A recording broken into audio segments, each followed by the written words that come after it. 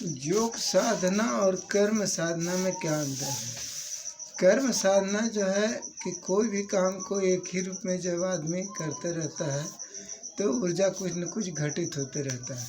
लेकिन योग साधना में क्या है कि जब हम शरीर को हर रूप में लेकर जाते हैं तो हमारे शरीर के लिए नई ऊर्जा का निर्माण होता है हम सबों को, और उसे नई शक्ति और नई ताकत मिलता है।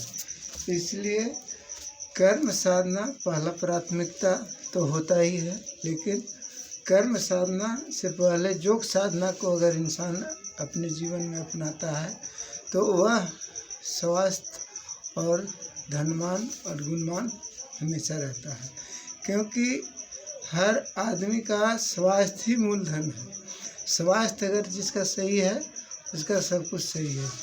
वर्तमान और भविष्य, जिसका वर्तमान ठीक है तो उसका भविष्य भी ठीक रहेगा। इसलिए हम सबों का पहला प्राथमिकता कम से कम योग साधना को दें, ताकि ज़्यादा नहीं, आप किसी भी रूप में हैं, कोई भी कार्य करते हैं, चाहे गृहस्थी आश्रम में है या नौकरी पेशा में है या आपकी कंपनी है, चाहे जो कुछ भी है, तो अगर आप इस चीज़ को अपनाते हैं तो आप अपने शरीर से, मन से और तन से हर तरह से आप स्वस्थ रहेंगे। जब स्वास्थ्य ही आपका मूल धन है, जिसका स्वास्थ्य सही है तो हर चीज़ सही है। इसलिए अपने स्वास्थ्य को बनाए रखने के लिए योग को प्राथमिकता देनी चाहिए।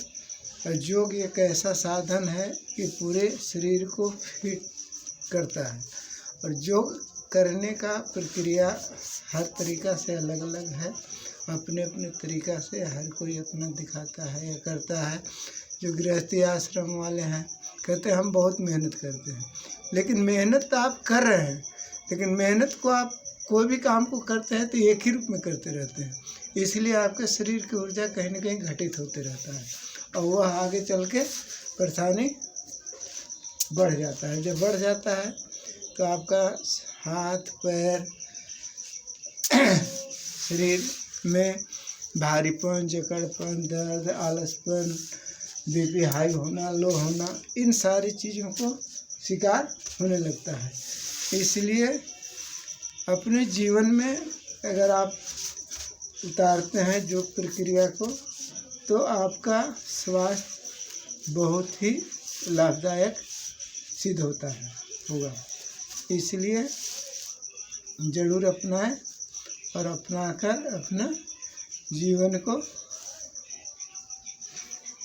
सही कर सकते हैं। इसलिए करने का तरीका अलग अलग है, लेकिन सबसे जो कारगर चीज़ है उस चीज़ को अपनाना चाहिए, कम समय में फ़ायदा ज़्यादा हो। ये सारी प्रक्रिया को मैं दिखाता हूँ। दिखाने का मतलब है कि इससे आपको बहुत जल्दी राहत मिलता है, और राहत के साथ साथ आप बिल्कुल फिट भी रहते हैं।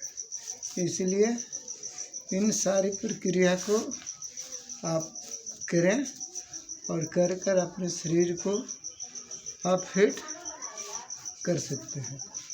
इसलिए अपने जीवन में ये सारी प्रक्रिया को अपनाएं,